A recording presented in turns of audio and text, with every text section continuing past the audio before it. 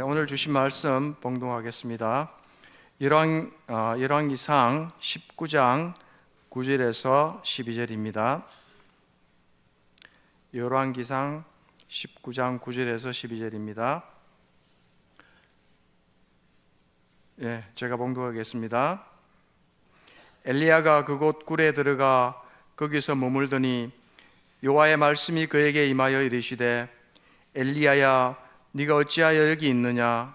그가 대답하되, 내가 만군의 하나님 여호와께 열심히 유배하오니 이는 이스라엘 자손이 주의 언약을 버리고 주의 제단을 헐며 칼로 주의 선지자들을 죽였음이오며 오직 나만 남았거늘 그들이 내 생명을 찾아 빼앗으려 하나이다.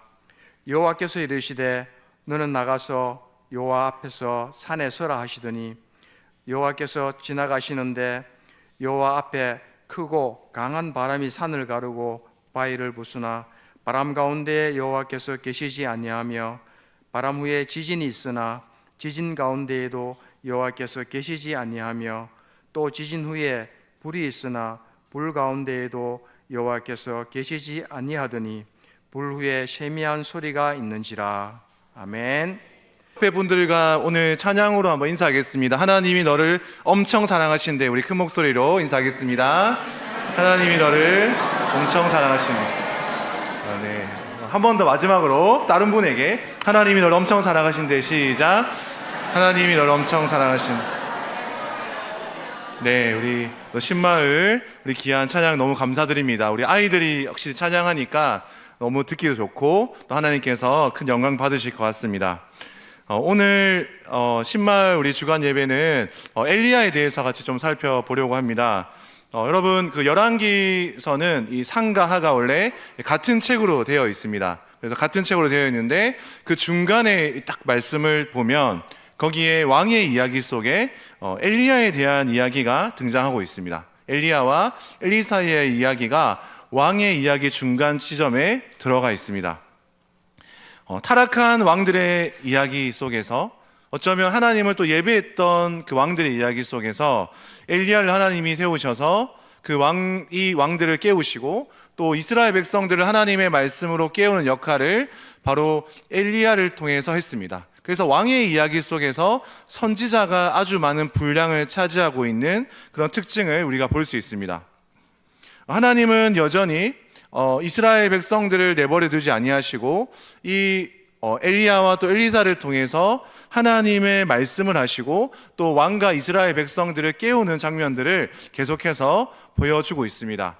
오늘 우리가 읽었던 말씀 이전 전문맥을 살펴보면 우리가 너무나도 잘 아는 갈멜산 전투가 나타납니다. 영적인 전쟁이죠. 이스라엘을 대표해서 등장한 엘리야와 그리고 그 반대편에 있는 바알 선지자 450명과 아세라 선지자 400명과 함께 영적인 대결을 하게 됩니다.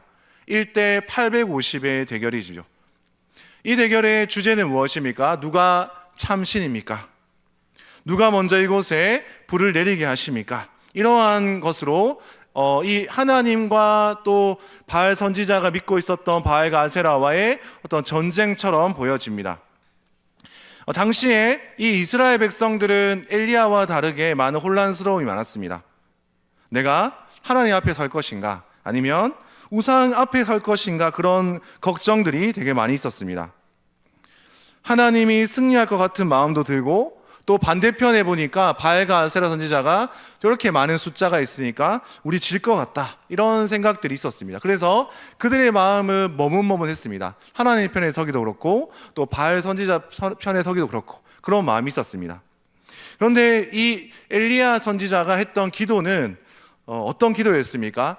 단순히 하나님이 큰 능력을 보여주셔서 하나님이 정말 힘이 세다라는 것을 보여줬던 것이 아니라 이 엘리야 선지자는 이렇게 기도하고 있습니다. 하나님, 내가 이 기도를 통해서, 이 전투를 통해서 여호와가 진짜 하나님이신 것과 이스라엘과 온 세상의 주인이 하나님이신 것과 그리고 이스라엘 백성들의 마음이 되돌이키심을 알게 되기를 소망했던 거죠.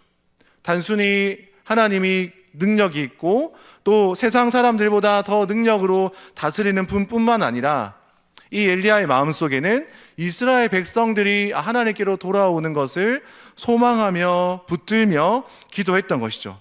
그래서 어쩌면 이 엘리야의 싸움과 기도는 하나님의 살아계신과 약속을 붙들고 하나님께로 되돌아오기를 소망하는 예배와 또 이스라엘 백성들의 회심을 원하는 관점으로 담겨져 있습니다. 하나님께서 이 엘리야의 기도를 들으시고 정말 이 많은 바알과 아세라 선지자 앞에서 하나님께서 큰 승리를 주셨습니다. 하나님이 불을 보내주셨고 이 엘리야 선지자는 이스라엘 사람들 중에서 가장 유명한 선지자가 되었습니다. 그래서 이 엘리야는 신약 시대에도, 그렇죠, 예수님 시대 때도 엘리야 선지자는 계속해서 이름이 불리어지고 있고, 예수님과 엘리야가 헷갈릴 정도로 이 엘리야가 계속해서 언급이 되었습니다.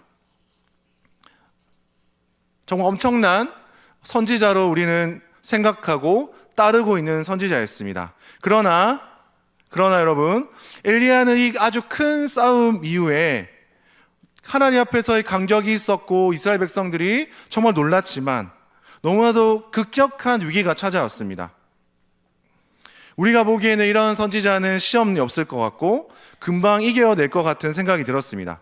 하지만 엘리야는 극도의 우울감과 또 탈진과 번아웃 가운데 있었습니다. 엘리야는 아합의 아내인 이세벨을 통해서, 이세벨이 이 소식을 듣고 나서 이 어떤 소식을 들었습니까? 바로 자신의 선지자들을 다 죽였다는 이야기를 듣고 나서 이제 이세벨은 너무나도 화가 나서 이제 내가 엘리야를 죽이겠다, 내가 이 다른 선지자처럼 내가 엘리야를 반드시 죽이겠다라는 생각을 가지고 있었습니다. 여러분, 이 복수에 대한 마음을 들었을 때 참 많이 두렵고 떨림이 있습니다. 아브라함도 창세기 15장 말씀에 보면 그 창세기 14장에 전투를 하고 나서 조카 롯을 구하고 나서 15장 말씀에 엄청나게 두려움이 있었습니다. 왜냐하면 아브라함이 그 전쟁에서 승리했지만 여전히 자기가 패배했던 왕국들이 자신을 찾아와서 복수할 것 같은 느낌이 들었기 때문에 엄청난 두려움이 많이 있었습니다. 그래서 이 두려움과 불안한 마음이 이 엘리야 마음속에 가득 찼습니다. 그래서 그는 어떤 선택을 했습니까? 도망쳤습니다. 브엘세바 남쪽으로 계속해서 도망을 쳤습니다. 아무도 없는 곳에 흔히 말하는 잠수를 탔습니다. 그의 두려움은 사람들이 아무도 없는 곳에서 스스로 목숨을 끊기를 원했습니다. 그 장소가 바로 로뎀 나무 아래이죠. 오늘 읽진 않았지만 19장 4절 말씀에 보면 이렇게 말씀합니다. 엘리야가, 주님, 이제는 더 바랄 것이 없습니다. 제가 살아갈 의미를 잃었습니다. 나의 목숨을 거두어 주십시오. 저를 죽여 주십시오. 나는 내 조상분보다 조금도 나을 것이 없습니다. 이렇게 이야기하고 있습니다. 엘리야가 가지고 있었던 그 두려움 속에 한 가지의 또 큰 특징은 뭐였습니까? 바로 자기에 대한 비하였죠. 자기 인생에 대한 허무함들이 이 엘리야 마음속에 많이 있습니다. 하나님, 우리 조상들이 하나님 말씀을 순종하지 않는 모습들도 많이 있었는데요, 그러나 그 모습들보다 나는 더 믿음이 없습니다. 나 같은 사람이 이제 어떻게 살아갈 수 있습니까? 라고 그렇게 이야기했습니다. 여러분, 앞장면에 우리 보았던 갈멜산에서 아주 기세등등했던, 믿음이 넘쳤던, 아주 믿음의 영적인 장군 같았던 이 엘리야가 급격하게 다운되는 모습을 볼 수 있습니다. 이 엘리야는 사람들 앞에서, 이스라엘 백성들 앞에서 거침이 없었습니다. 너희가 하나님과 바알 사이에서 왜 머뭇거리느냐? 여호와를 따를 것인가 바알을 따를 것인가 결정하라. 너희 입장 표명을 하라. 이렇게 이야기했지만 지금 이 엘리야는 너무나도 우울감과 두려움과 그리고 열등감에 사로잡혀 있습니다. 이러한 엘리야를 하나님께서 어떻게 돌보십니까? 하나님은 천사를 보내어서 이 엘리야를 다독여 줍니다. 하나님은 이 엘리야의 마음속에 먼저 혼을 내거나 네가 왜 이렇게 망가졌니? 내가 왜 이렇게 망가졌니라고 이야기하지 않고 엘리야의 첫 번째 했던 하나님의 행동은 무엇입니까? 천사를 보내어서 그의 몸을 회복시켜 주십니다. 하나님이 천사를 통해서 가자와 빵과 마실 물을 줍니다. 그리고 무엇보다도 잠을 허락해 주십니다. 불면증에 시달릴 때 잠이 보약일 때가 엄청 많이 있습니다. 하나님께서는 천사를 통해서 그의 몸을 회복시켜 주시고 춥고 굶주렸던 또 죽을 뻔했던 엘리야를 다시 일으켜 주십니다. 여러분, 마틴 로이드 존스 목사님은 이 본문을 이렇게 이야기하고 있습니다. 피로와 혹사, 번아웃이나 질병으로 인한 우울감, 그리고 큰 축복, 오늘 엘리야가 경험했던 큰 축복 이후에 반작용으로 인한 우울에는 든든한 식사와 잠이 도움이 되고 그것이 회복의 첫 단계일 수 있다라고 이렇게 로이드 존스 목사님이 이렇게 말씀하고 있습니다. 사랑하는 여러분, 우리가 한 사람의 급격한 슬럼프와 급격한 우울감이 있을 때 우리는 우리의 관점을 가지고 그 사람을 판단을 합니다. 네가 왜 이렇게 해? 네가 빨리 회복돼야지. 네가 이렇게 된 이유는 기도를 안 해서 그래. 큐티를 안 해서 그래. 말씀을 읽지 않아서 그래. 힘든 이유를 계속해서 물어봅니다. 그런데 그런 답은 우리가 알고 있지만 이런 이야기들이 그 사람에게 도움이 되지 않을 때도 있습니다. 여러분, 오늘 우리가 먼저 하나님이 엘리야를 회복시키는 장면 속에서 어떤 이야기를 하십니까? 그의 몸이 회복되고 그가 쉼으로 인한 충전이 먼저 되기를 이야기하고 있습니다. 우리는 힘들어서 다가온 지체들을 만날 때 섣부른 판단을 하고 심판자가 되는 것을 잠시 내려놓고 그들을 데리고 가장 맛있는 맛집을 데리고 가고 차를 대접하고 그 속에서 정말 심과 또 정서의 회복들을 먼저 도와야 된다는 것을 우리는 먼저 볼 수 있습니다. 여러분, 저는 그 학생들을 가르치면서 제가 가르쳤던 학생들이 이제 졸업을 하고 한 지체는 이제 거제에서 식당을 이제 시작을 했습니다. 그래서 저에게 언제나 제가 거제를 가게 되면 저를 초대해서 저희 가족들을 초대해서 식사를 대접해 갔다는 이야기를 했습니다. 그래서 제가 가족들을 데리고 거제에 가서 제가 가르쳤던 학생이 이제 사장님이 되어서 이제 큰 대접을 받았습니다. 대접을 받고 한 경험이 있었고요. 또 한 가지는 제가 작년에 졸업을 시킨 학생이 있습니다. 그 학생은 지금 장류의 모 교회에서 교육 전도사를 하고 있었습니다. 그런데 이제 갑자기 연락이 와서 저와 같이 동역하는 이제 분들과 함께 밥을 사주겠다고 했습니다. 졸업을 한 지 얼마 안 된 교육 전도사님이었습니다. 제가 목사인데 제가 사줘야 될 것 같은데 반대로 이제 교육 전도사님이 저한테 이제 제가 티켓을 받았다고 해서 전도사님이 저한테 이렇게 큰 식사를 대접하는 거예요. 뷰가 아직 좋은 곳이었습니다. 바다가 보이는 뷰였는데 아주 좋은 곳에 직접 운전을 해서 저를 태우고 그 식당까지 데려다 주는 거였습니다.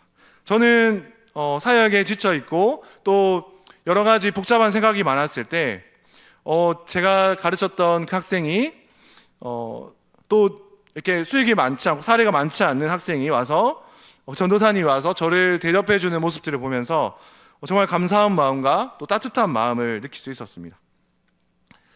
사랑하는 여러분, 오늘 이 엘리야의 말씀을 보면서 우리에게도 여러분 주변에 섬김과 케어가 필요한 사람이 누구인지를 한번 곰곰이 묵상하고 생각해 보시면 좋겠습니다. 그래서 여러분, 올해가 가기 전에 여러분들이 그들을 찾아가서 함께 식사하고 교제하고 또 회복의 시간들을 만들어 나갔으면 좋겠습니다. 우리 특별히 오늘 주간 예배드리는 신마을 사랑방 식구들, 또 성도님들, 또 수고한 교사님들과 또 성김이 찬양팀 보이지 않는 곳에서 수고한 분들을 찾아가서 그들을 위로하고 격려하는 시간을 가졌으면 좋겠습니다. 특별히 각 마을에 오늘도 어린아이를 키우는 우리 젊은 부부들이 많이 있는데요. 그 아이들 부모님들 찾아가서 이렇게 이야기하는 겁니다. 내가 아이 3시간만 볼게. 왜? 너무 짭니까? 네, 좀 더 네, 영화 보고 온나? 코에 바람 쐬고 온나? 이렇게 하면 마음이 확 열립니다. 그렇죠? 네. 우리 여러분들이 주변에 아주 따뜻한 손길로 그들을 섬기고 또 그들이 회복을 하는 그 일들이 우리 주변에 일어났으면 좋겠습니다. 오늘 엘리야는 이 천사들의 도움을 받고 힘을 얻었습니다. 죽기로 결심한 엘리야가 일어나서 먹고 마시고 그 힘을 얻어서 무려 40일 동안 걸어서 이제 호렙산에 머물게 됩니다. 이 호렙산까지의 거리가 320km입니다. 여기서 경기도 정도까지의, 창원에서 경기도까지의 거리입니다. 그는 지금 갈멜산에서 치열한 전투를 하고 그리고 하나님을 피해서 잠수를 탔다가 도망했다가 지금 여기 이제 호렙산에 다시 머물게 됩니다. 엄청 오랫동안 걷게 되었죠. 40일 동안 걷게 되었습니다. 어제 저는 서울에 출장이 있어서 갔다 왔는데 하루 만에 아침에 기차를 타고 갔다가 밤에 돌아왔지만 오늘 이 엘리야는 40일 동안 무려 걸어서 이 호렙산에 거하게 되었습니다. 여러분, 호렙산은 바로 모세가 하나님을 깊이 있게 만났던 장소입니다. 모세와 이스라엘 백성들이 광야 생활 속에서 하나님을 깊이 있게 만났고요. 그리고 모세가 하나님의 약속이었던 십계명을 받게 되고 그리고 성막을 어떻게 지어야 될지를 이야기를 들었던 곳이 바로 이 장소였습니다. 이 모세와 이스라엘 백성들이 광야 생활을 하면서 오랜 시간을 이야기하면서 바로 너희가 하나님을 기억할 수 있는 방법이 있는데 그것이 바로 하나님의 말씀과 그리고 성막이다 라는 것을 이 호렙산에서 이야기해주고 또 이 모세는 오랜 시간 동안 그곳에서 하나님을 만났던 그러한 장소였습니다. 오늘 이 엘리야는 이 호렙산에 동착을 했지만 여전히 그의 마음은 불편한 마음들이 많았습니다. 그의 몸은 회복되었지만 그는 동굴 속에 지냈다 이렇게 말하고 있습니다. 더 이상 그 호렙산 안에 있는 동굴에서 나오지 않고 여전히 여러 가지 복잡한 마음들이 엘리야의 마음속에 있었습니다. 이런 혼란스럽고 두려운 마음 속에서 하나님은 그의 속을 두드리십니다. 정말 마주하기 어려운 하나님께서 먼저 찾아오셔서 이렇게 질문합니다. 우리 9절 말씀 한번 읽어보겠습니다. 19장 9절 말씀 읽어보겠습니다. 시작.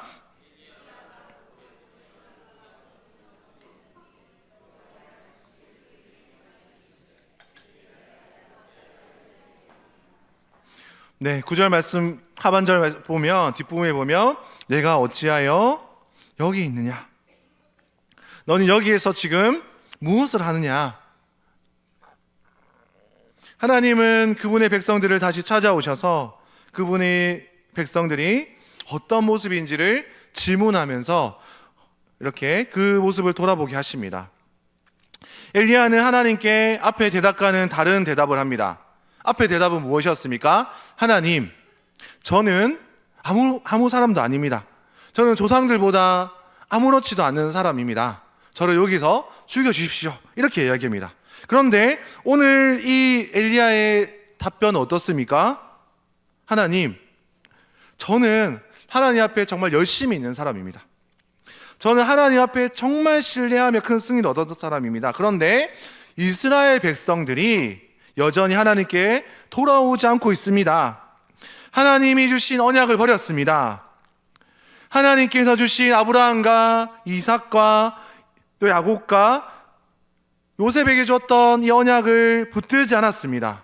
솔로몬부터 무너졌던 나라는 여로보암 왕부터 시작해서 계속해서 죄를 짓게 되고 지금 아합 왕과 이스라엘 백성들은 우상들을 섬겼습니다. 주님의 제단을 헐었고요. 그리고 하나님이 섬기는 말씀을 전하는 예언자들을 죽였다. 칼로 쳐서 죽였다라고 이야기하고 있습니다. 그러면서 이렇게 이야기합니다. 나 혼자 남았습니다. 그런데 그 목숨마저도 없애려고 하고 있습니다. 이렇게 이야기하고 있습니다. 오늘 이 엘리야가 첫 번째 대답했던 내용과 마음과 지금 다른 마음들이 있습니다. 어떻죠? 첫 번째 마음은 하나님, 저는 너무나도 무너져 있어서 제 조상들보다 저는 잘 살지 못합니다, 이렇게 말씀했지만 오늘 말씀은 저는 잘 살아갔지만 제가 이런 이적을 행하더라도 내 주변에 있는 많은 이스라엘 백성들은 여전히 하나님께 돌아오지 않습니다. 여전히 왕들과 이스라엘 백성들은 하나님을 떠났습니다, 이렇게 말씀하고 있습니다. 이 엘리야의 마음속에 자신의 두려움과 외로움 속에서 그의 기억들은 정말 선택적으로 되어져 갔습니다. 여러분, 오늘 이 엘리야가 이렇게 고백했지만 하나님은 이 이스라엘 백성들 가운데 깨어있는 선지자들을 세우셨습니다.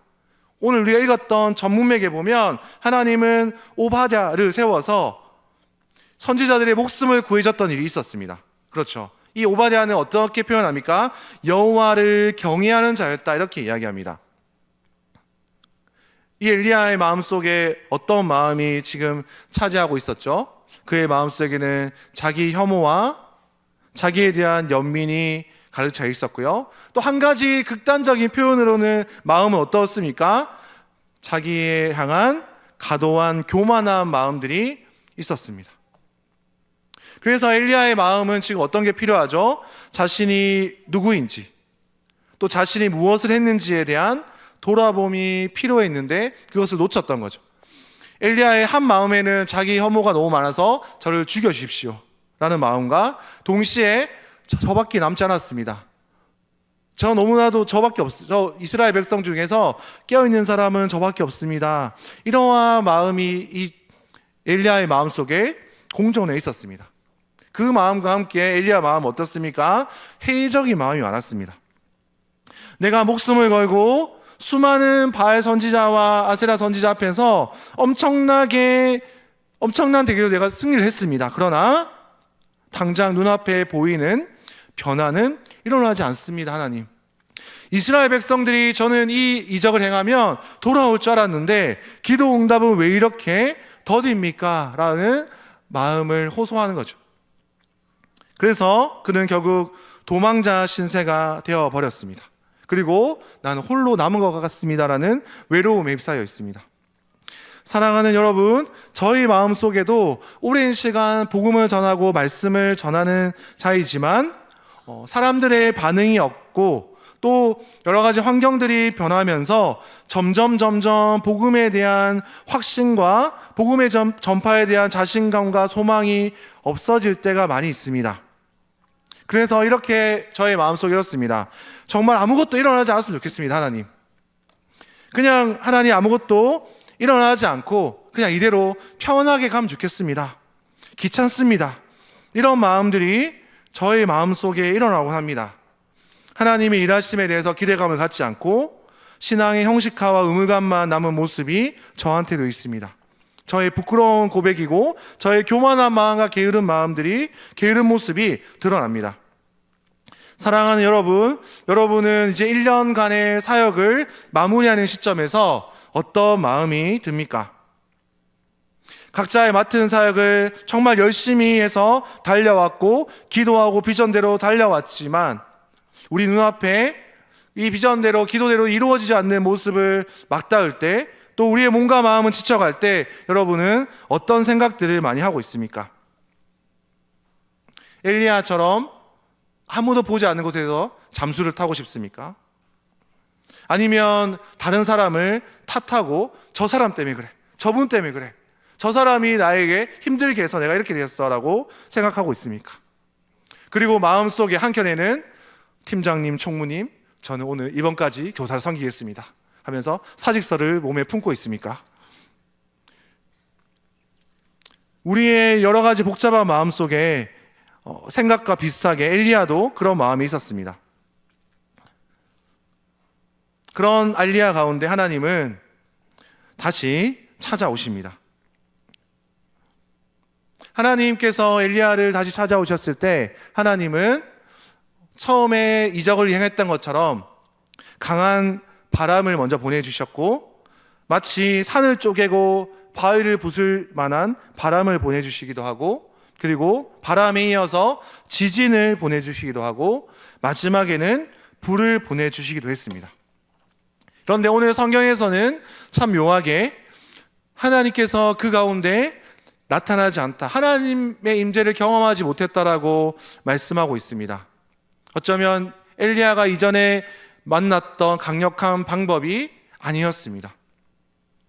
하나님께서는 엘리야에게 세미한 음성으로 그에게 다가왔습니다. 조금 더 다른 표현으로 하면 조용한 음성, 순전한 정막의 소리, 짧은 침묵의 소리로 그에게 다가왔습니다. 하나님은 굴밖에 강력한 능력과 이적으로 나타나지 않았습니다. 이미 엘리야는 그 경험을 이미 했고요. 오늘 다시 한 번 더 엘리야에게는 잔잔한 하나님의 음성으로 다가왔습니다. 여러분, 제가 읽은 책 중에서 달라스 윌라드가 쓴 하나님의 음성이라는 책이 있습니다. 제가 정말 좋아하는 책 중에 하나인데요. 여기에서 이 달라스 윌라드는 이렇게 고백하고 있습니다. 성경의 가르침에 따르면 성경의 메시지가 덜 극적일수록 내용이 더 풍성하고 그 메시지를 받는 사람이 더 성숙하다, 이렇게 말하고 있습니다. 메시지가 덜 극적일수록 내용이 더 풍성하고 그 메시지를 받는 사람이 더 성숙해질 수 있다라고 이야기합니다. 우리는 믿음의 한탕주의나 아니면 어느 곳에 가서 정말 뜨거운 경험을 하기를 원하고 누군가 한 번에 바뀌는 경험을 하기를 원하지만, 하나님은 그것도 하나님이 일하심의 방법이지만 달라스 윌라드는 매일매일 하나님이 우리에게 주시는 때로는 지루하고 때로는 딱딱한 말씀, 평범해 보이는 우리에게 주시는 말씀을 통해서 너희가 그 세미한 음성을 들을 때 너희가 일상 속에서 하나님께 열매 맺는 삶으로 살아갈 수 있다라고 말씀하고 있습니다. 존 그린리프 휘티어는 이 정적과 침묵 가운데서 발견한 하나님에 대한 글을 썼습니다. 제가 한번 읽어보도록 하겠습니다. 우리의 분투가 끝날 때까지 당신의 고요한 정막의 이슬을 내려주소서. 우리 영혼에서 긴장과 스트레스를 거두시고 우리의 정돈된 삶으로 당신의 평화의 아름다움을 고백하게 하소서. 우리 욕망의 열기를 넘어 당신의 차분함과 향유를 불어넣어 주소서. 감각을 둔하게 하시고 육체는 물러가게 하소서. 지진과 바람과 불을 지나 고요하고 작은 목소리를 말씀하소서. 사랑하는 여러분, 우리가 하나님 앞에 다시 한 번 더 이런 잠잠하고 조용한 음성에 귀 기울이는 여러분이 되었으면 좋겠습니다. 우리는 정말 강력한 메시지, 나의 마음을 한 번에 뜨겁게 하고 나를 한 번에 변화시킬 것 같은 그런 음성에 우리는 귀 기울이고 싶고 그것에 목말라 하기 쉽습니다. 그러나 하나님은 우리가 차분한 가운데 또 일상 가운데서 고요하고 작은 목소리로 우리에게 말씀하시고 그 말씀 가운데 머물기를 원하십니다. 오늘 이 엘리야는 이 하나님의 세미한 음성을 듣고 그의 상황이 한꺼번에 바뀌었습니까? 그렇지 않습니다. 오늘 세미한 음성을 들었지만 엘리야가 하나님 앞에 고백했던 그 고백은 동일합니다. 그래서 깜짝 놀랐습니다. 세미한 음성을 들으면 뭔가 엘리야의 고백이 바뀌어질 거라고 생각이 들지만 엘리야는 여전히 어떻게 합니까? 저는 하나님을 열심히 섬겼습니다. 그러나 이스라엘 자손들은 언약을 섬기지 않았고 제단을 헐었으며 예언자들을 칼로 죽였습니다. 이제 나만 홀로 남았습니다. 주님의 예언자들 다 죽입니다. 이런 말씀을 하게 됩니다. 그러나 여러분, 오늘 이 엘리야가 이 세미한 음성을 듣고 나서의 한 가지의 변화는 바로 하나님께서 이제 엘리야에게 말씀하시고 그 말씀을 엘리야가 조금씩 듣게 되고 또 엘리야를 통한 하나님의 남은 비전을 알려주고 있다는 것이죠. 오늘 15절 말씀을 우리 읽지 않았는데 한번 읽어보겠습니다. 19장 15절 말씀 읽겠습니다. 시작.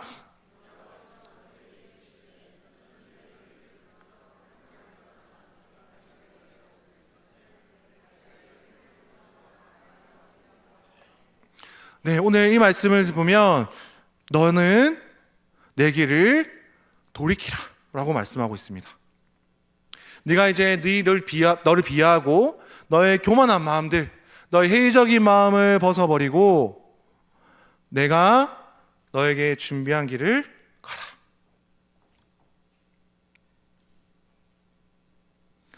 너의 길을 돌이키라. 네가 더 이상 남쪽으로 향하지 않고 네가 북쪽 다메섹으로 가라고 말씀하고 있습니다. 내가 앞으로 이제 남은 선지자 역할이 아직 끝나지 않았다.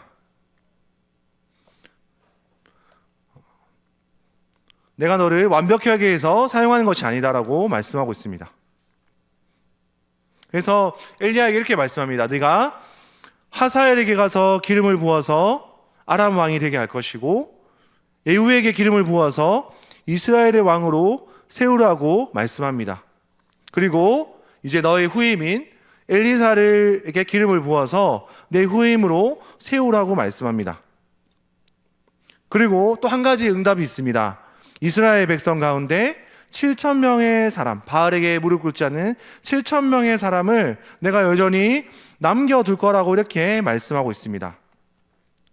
사랑하는 여러분, 하나님께서는 지금 정말 번아웃, 탈진 가운데 있는 이 엘리야, 그리고 실망감과 절망 가운데 자기 비하 가운데 있는 이 엘리야, 그리고 목숨의 위협 가운데 있는 엘리야, 그리고 홀로 남은 것 같은 외로운 싸움을 하는 엘리야,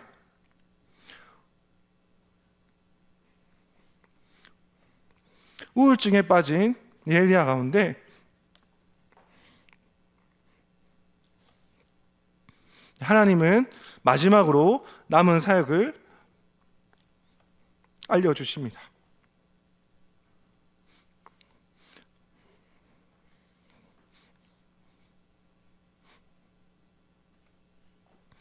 내가 이전에 갈멜산 전투를 잘 감당했다. 이제는 내가 다른 사람들을 위한 길을 준비하는 삶으로 살아가라. 이렇게 말씀하고 있습니다. 여러분, 오늘 엘리야가 받았던 응답은 이것입니다. 바로 네가 이제 다른 사람을 위한 길을 준비하는 삶을 위해서 살아가라. 엘리야, 너를 향해 동력자가 있다. 너희 후임자를 이제 세워나가라. 이렇게 말합니다. 오늘 엘리야에게 가장 큰 변화는 바로 무엇입니까? 엘리야가 개인에게만 집중되었던 시선이 이제 하나님과 그의 이웃과 다음 세대를 향해 나아가고 있습니다. 이후에 엘리야는 엘리사를 만나게 됩니다. 이후 엘리사는 엘리야를 따르기로 결단합니다. 그의 제자가 됩니다. 엘리야는 마지막 하나님께서 주신 소명을 받고 나아갑니다. 하나님께서 여러분에게 감당하신 그 소명은 바로 무엇입니까? 오늘 엘리야는 어떤 소명을 받았습니까? 나를 통해서 이제는 어떤 소명입니까? 다른 사람을 세워나가는 일, 다른 사람들을 위한 길을 준비하는 삶으로 살아가라고 말씀하고 있습니다. 하나님께서는 여전히 바뀌지 않는 이 현실 속에서, 상황 속에서 끝까지 하나님의 사명을 감당하기를 원하십니다. 여러분, 내년을 준비하는 시점입니다. 하나님이 정말로 원하시는 삶이 무엇인지 분별하며 그 말씀 앞에 머무는 여러분이 되었으면 좋겠습니다. 오늘 하나님은 엘리야에게 3가지 말씀을 합니다. 네의 몸이 회복되어지기를 소망한다. 네가 하나님의 세미한 음성을 듣기를 소망한다. 그리고 여전히 너의 계획이 새롭게 되었지만 너를 통해서 다른 사람들을 세우기 위한 존재로 세워지기를 원한다. 오늘 이 말씀을 붙들고 올 한 해를 잘 마무리하고 내년을 하나님의 뜻대로 살아가는 우리 모든 성도님 되기를 소망합니다.